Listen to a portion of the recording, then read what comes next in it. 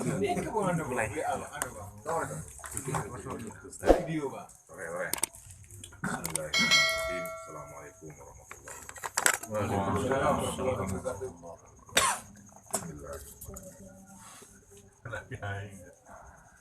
Bismillahirrahmanirrahim. Tawakkaltu 'ala Allah. La haula wa la quwwata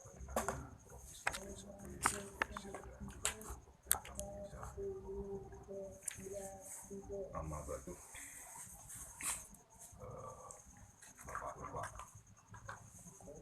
yang saya hormati, mari kita selalu memanjatkan rasa syukur kita kepada Allah Subhanahu wa Ta'ala, yang mana pada detik ini kita masih bisa melaksanakan aktivitas rutin kita, pertemuan bulanan. Dan tentunya insya Allah Allah menurunkan merberkahnya di pertemuan ini. Amin. Salawat dan salam tercurahkan kepada Nabiullah Muhammad Sallallahu Alaihi Allahumma Wasallam, salli wa sallim. beserta keluarga, sahabatnya, dan orang-orang yang masih setia terhadap syariat-syariat beliau. Bapak yang saya hormati, ada satu ayat yang saya ingin sampaikan pada pertemuan malam hari. Allah berfirman, Bismillahirrahmanirrahim. Wa minan nasi may yasri nafsahu tigha'a mardatillah wallahu ra'ufun bil ibad. Dan di antara manusia ada yang mengorbankan dirinya untuk mencari suatu keriduan, katanya Allah. Dan Allah Maha Penyantun terhadap hamba-hambanya. Ayat ini mengandung suatu makna yang sangat dalam. Wa minan nasi may yasri nafsahu tigha'a mardatillah wallahu ra'ufun bil ibad.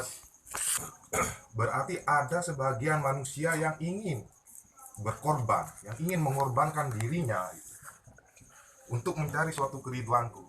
Itu adalah dasar sebenarnya. Ketika kita keluar dari rumah, itu adalah dasar kita untuk datang ke majelis ini. Untuk apa? Mencari mardatilahnya Allah. Itu saja. Apa itu mardatilahnya? Apa pekerjaan kita? Ternyata kita bekerja sebagai guru.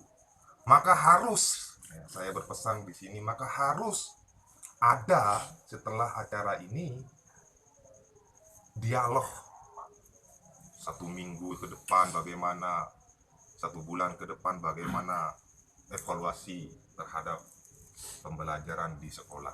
Itu adalah mardatilahnya Allah. Benar. Pernah berpikirkah kita, anak didik saya tuh kekurangan ini, maka evaluasinya saya harus memberikan ini. Nah, itu ada solusi nantinya. Itu adalah gunanya untuk bertemu. Maka kata Allah, wallahu ra'ufun bil ibad. Allah Maha Penyantun terhadap hamba-hambanya.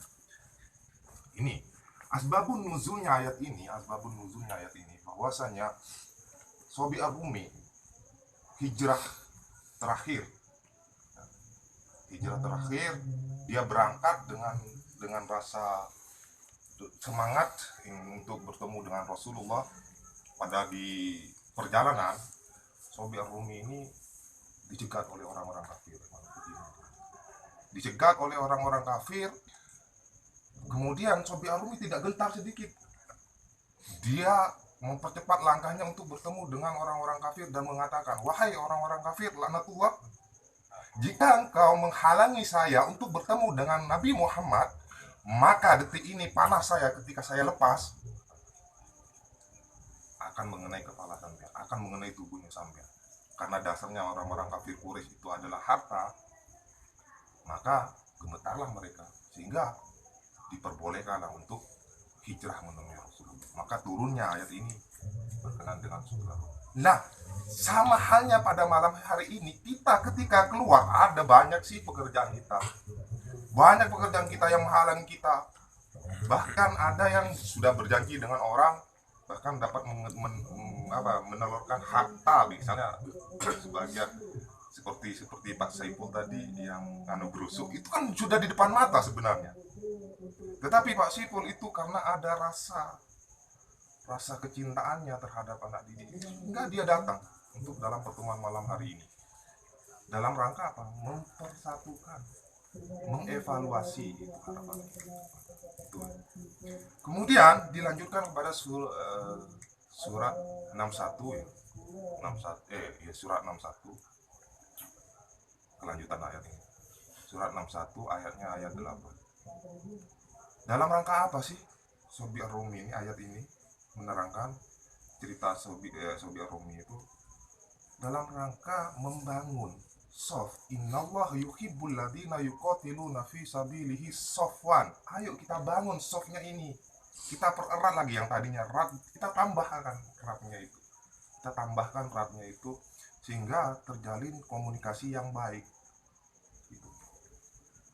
Jadi barisan yang kokoh itu bukan hanya ketika kita sholat, tetapi barisan yang kokoh justru di sini membangun anak didik kita demi kemaslahatan umat, kan begitu juga itu adalah membangun soft gitu. Pernahkah kita mengevaluasi di anak didik kita ketika nakal, kemudian kita berikan masukan, kita berikan motivasi terhadap anak itu sehingga tidak mengulangi perbuatan itu, seperti itu lagi. Itu sebenarnya ladang kita untuk kita dakwah itu. Ladang kita di situ. Ya, membangun soft dalam rangka membina anak didik kita ke depan lebih baik. Bersama siapa? Maka huwallazi arsala rasulahu bil huda wa dinil haq yudhhiruhu 'ala dini kulli wa kafa billahi syahida. Banyak kan di sekarang kejam kan yang menentang al-falasah kan. Al-falasah begini, al-falasah begini, sehingga ada penjegatan agar siswa itu tidak masuk ke al-falasah. Banyak ya kan di situ kan ya. Saya mendengar ceritanya. Itu huwallazi arsala rasulahu bil huda wa dinil haq liyudhhiruhu 'ala dini kulli wa kafa billahi syahida. Bersama Pak Rasul sebagai ketuanya. Ayo semuanya guru kumpul, katanya Pak Rasul. Ayo kita bina ini semuanya. Agar apa? Agar masyarakat itu membangun kepercayaan terhadap kita sehingga anak didiknya itu mau untuk disekolahkan di Al-Falasah ke depannya. Bersama dengan Pak Rasul sebagai penanggung jawab di Al-Falasah.